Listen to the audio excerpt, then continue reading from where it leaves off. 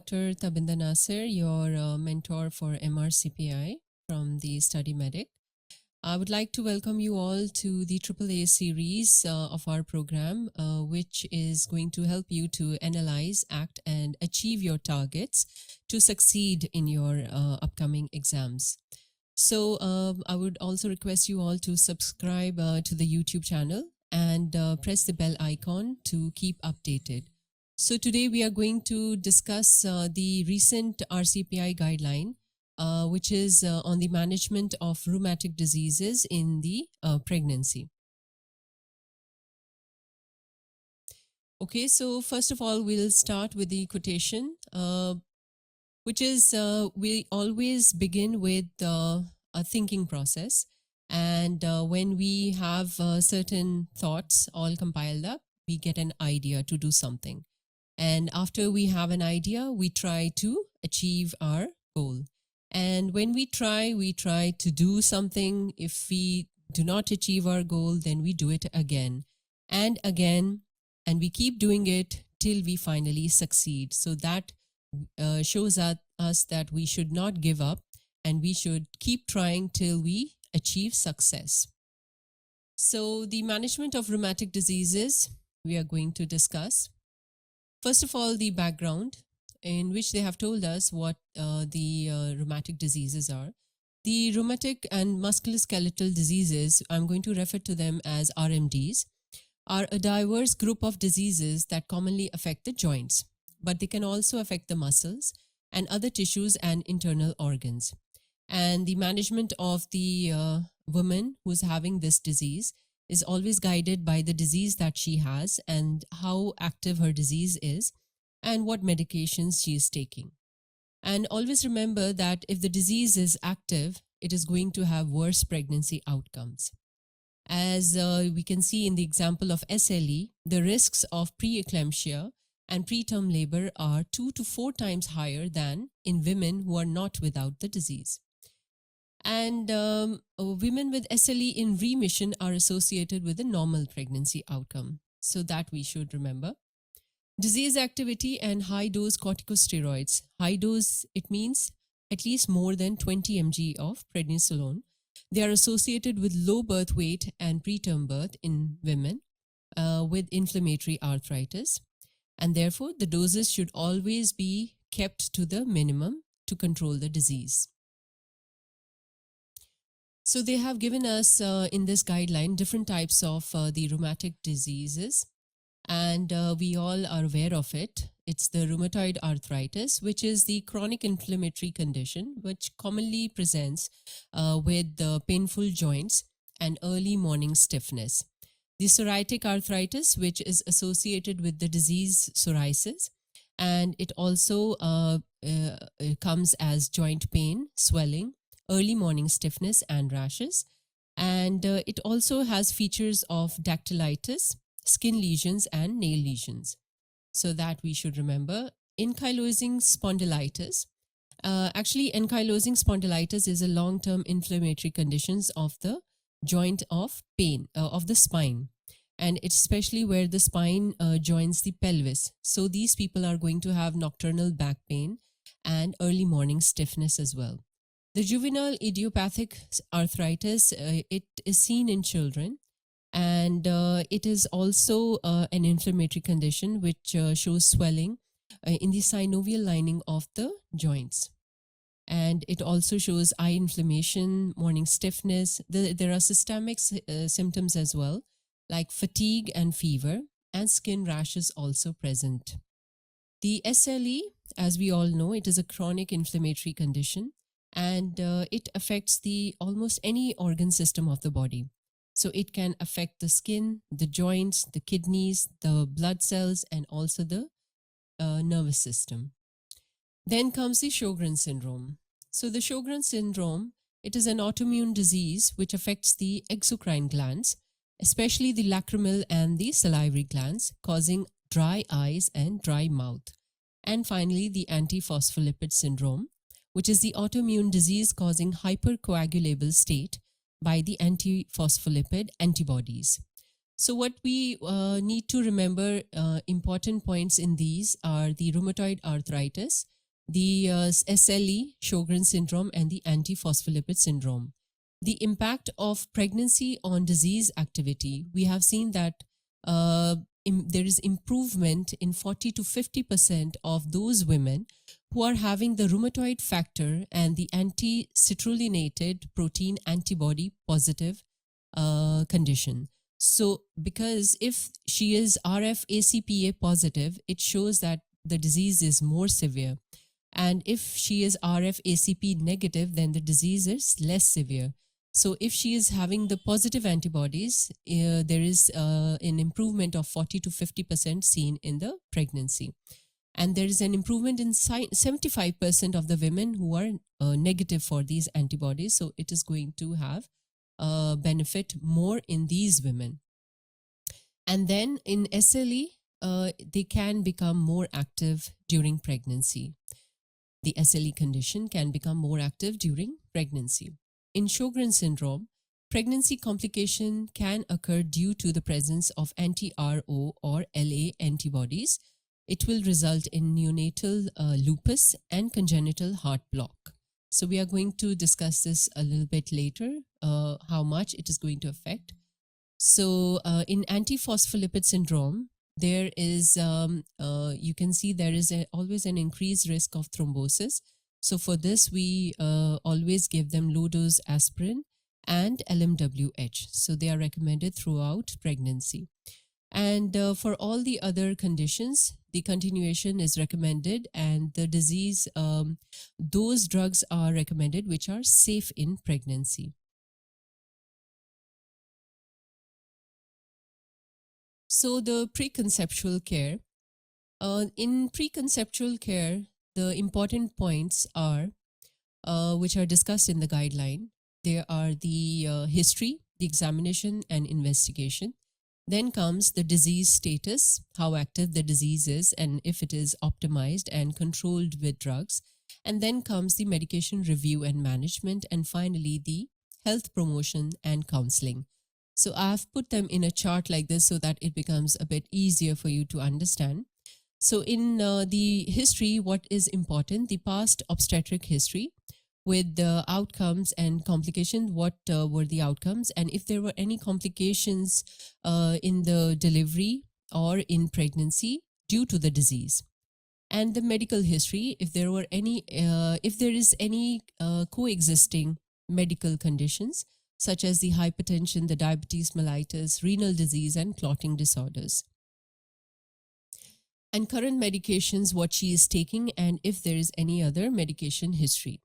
So we are going to do the baseline urine examination and blood tests, that is the full blood count, the urea and electrolytes, the LFTs, and the inflammatory markers, which we know that are the ESR, the CRP, and thyroid function tests we are going to do if it is applicable. So the disease activity. The disease activity should be assessed pre-pregnancy and be optimized prior to pregnancy with the appropriate medication which is compatible with pregnancy. Pre-existing organ damage, if there is, it has to be assessed. That is the lung, cardiac, and renal complication, if there is, that has to be assessed, and the MDT has to be involved in this. Then comes the serological profiles.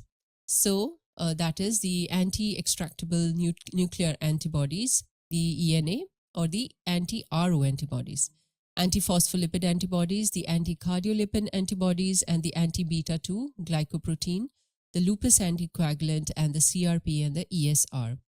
So we are going to involve other MDT members such as the physiotherapist and the occupational therapist as well.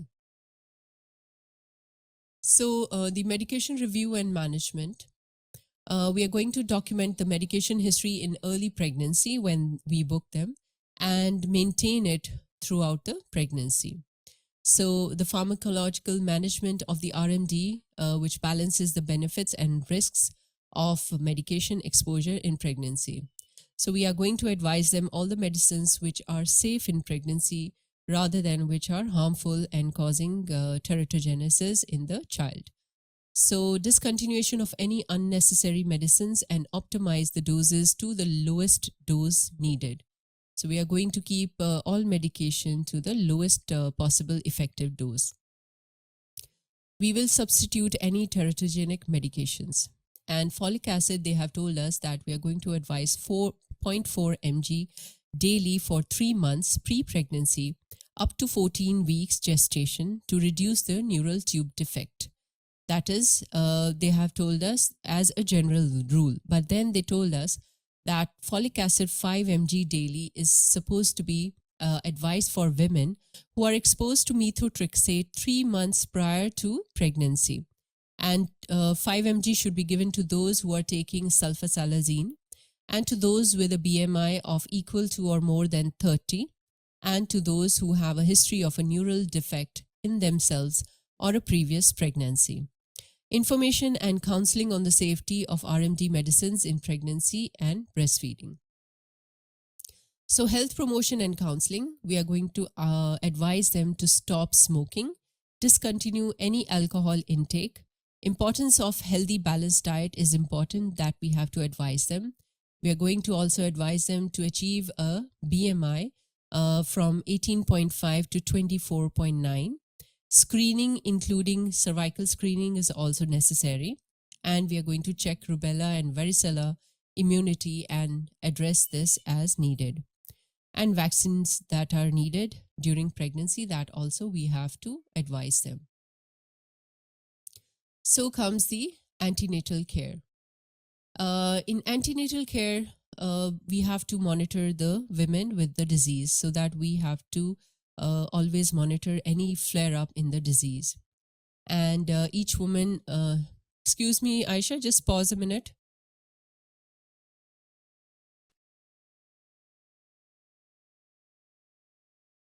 So coming on to the antenatal care, we are going to monitor these women for any disease flare-up so that they can be managed accordingly and timely. And each woman should have access to rheumatology services for at least one visit during pregnancy. So every time when they come, what are we going to do? We will check her blood pressure and urine dipstick for any proteinuria or any UTIs.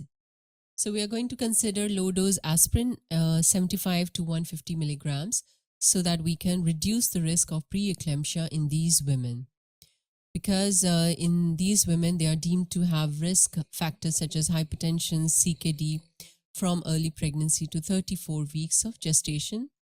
So we are going to continue the aspirin. The risk factor screening for gestational diabetes, because this is also there. So we are going to screen for gestational diabetes. And VTE risk assessment is always important in any pregnancy. So this is also important in pregnancy with women with RMDs. And we will consider referral to the MDT members such as physiotherapy if it is needed, because they are usually coming with joint pains and body pains and morning stiffness. So a physiotherapist is always needed in this. Vaccinations in pregnancy such as the flu vaccine and the pertussis vaccine, they should be administered during pregnancy as per the guidelines. And fetal monitoring. So all women with the anti-ROLA, anti-Sjogren's syndrome A, anti-Sjogren's syndrome B antibodies, they require fetal heart monitoring every week from 16 weeks through to 26 weeks of gestation. Women who are having the anti-ROLA or the anti-Sjogren's syndrome A and Sjogren's syndrome B antibodies, they should be offered hydroxychloroquine to reduce the risk of fetal congenital heart block. So that is going to help them with reducing the risk of fetal congenital heart block, the hydroxychloroquine. So congenital heart block is a rare complication affecting up to 5% of the babies who are born to mothers with the anti-ROLA antibodies. And if there is a history of a congenital heart block in a previous pregnancy, then the risk is increased up to 70%. So initially it is just 5%, but if there is a previous child with the condition of heart block, then the risk increases up to 17%.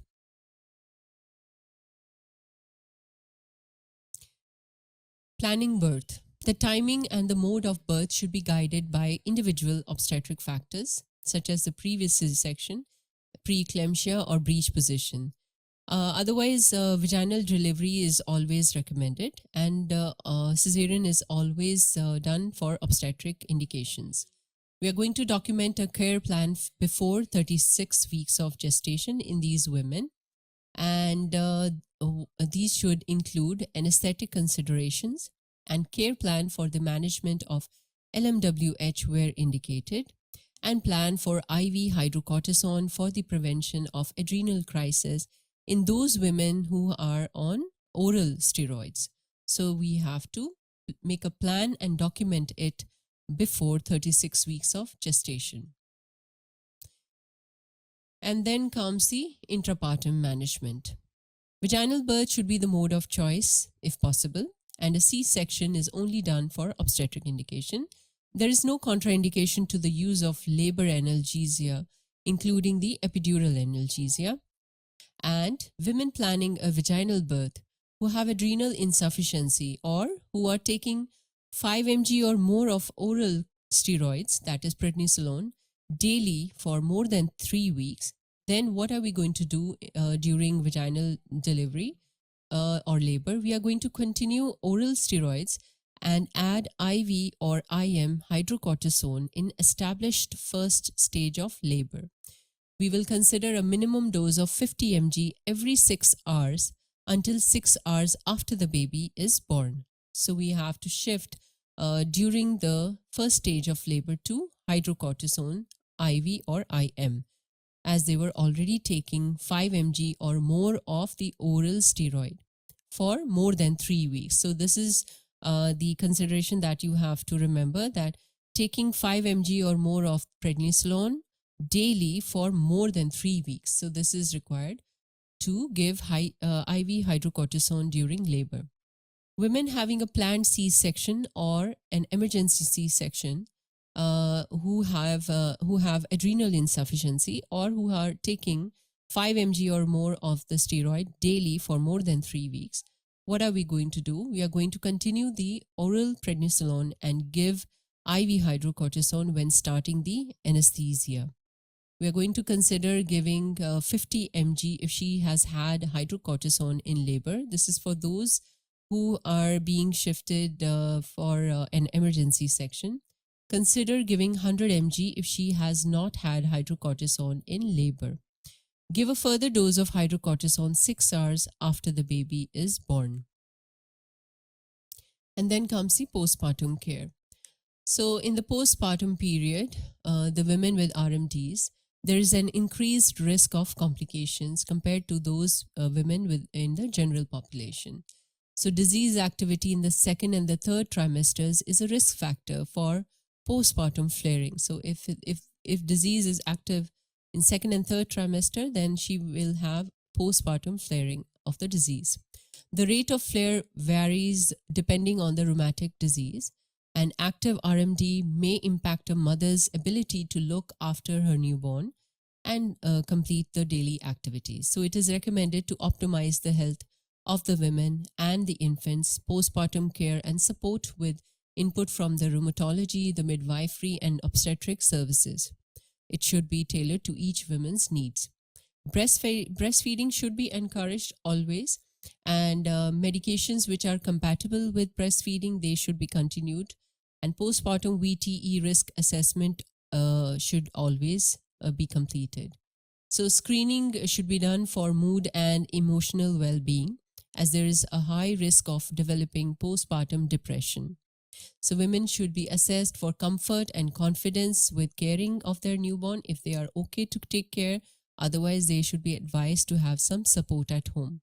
Women should be followed closely by the rheumatology team because of the high risk of flares in the postpartum period. So we should inform these women about the importance of preconception care when planning future pregnancies. And we should give these women information about contraceptive options, and vaccination advice should also be provided in the postpartum period. So medications, they have given us a few charts about certain medications, but I have just mentioned here about some important medicines which can come as questions. Medications compatibility during the preconception, the pregnancy, and breastfeeding. Discontinuation of treatment can lead to an increased risk of disease flares during and after pregnancy. So most women with inflammatory RMD should continue pregnancy-compatible treatments to maintain control of their inflammatory disease. And the DMARDs, that is disease-modifying anti-rheumatic drugs, which is sulfasalazine, with 5 mg of folic acid during the first trimester is safe throughout pregnancy. The antimalarial hydroxychloroquine and azathioprine and cyclosporin. It is safe throughout pregnancy. All of these medicines are safe throughout pregnancy. IV immunoglobulins also safe throughout pregnancy. About methotrexate, it is advised to stop methotrexate 3 months prior to conception as it is teratogenic and it is not to be taken during pregnancy. Prednisolone, if the mother receives more than 20 milligrams per day for more than 3 weeks or longer in the second or the third trimester, we are going to defer BCG for minimum of 3 months. No issue with the rotavirus vaccine. So this has to be remembered. Mycophenolate, Mofetil, we are going to stop it up to 6 or more than 6 weeks preconception as there is an increased rate of congenital malformation due to mycophenolate. And infant live vaccines should not be administered for 12 months after birth if infliximab was used in the pregnancy or during breastfeeding.